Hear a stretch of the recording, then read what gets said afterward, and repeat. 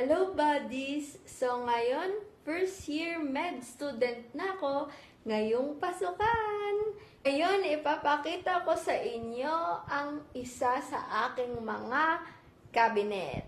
So tingnan natin buddies kung anong laman ng aking cabinet.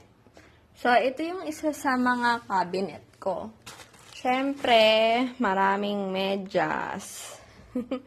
Tapos, bumili ako ng pajamas na terno. Stitch, Kuromi, tapos, ito pa. Koala. Ito ay, di ko alam, ano design to. Parang mga bears. Yan. And then, bumili ako ng panty. Maganda siya. 1, 2, 3, 4, 5, 6. 6 new underwears. Kasi, syempre, bagong school, bagong underwear. Meron ako ditong alcohol. And, syempre, yung aking sabon, Safeguard. Juicy cologne na hindi pwedeng mawala. Ito, dahil meron ako kay Kuromi. Yan, meron akong hair towel, super absorbent. Hindi siya towel, headband lang siya. And then, ito.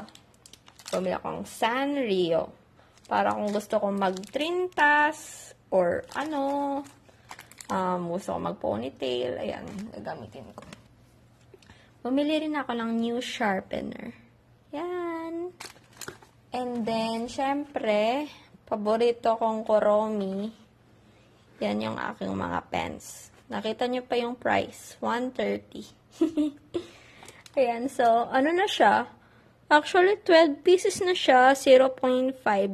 Mahilig ako sa mga ballpen na matinta. Kaya yung mga ballpen ko usually is 0.5 or 0.7. And then, meron akong colored pencil. 12 pieces. 85 pesos lang siya, guys. Nabili namin sa Quiapo. Well, napabili ko nito kasi nakikita ko sa mga vlogs ng med school students, nagko-color sila sa kanilang histology class ba yun? So, ayun. Yay! And then, dahil lagi ako nagkakamali, kailangan ko ng correction tapes. And then, may eraser din ako.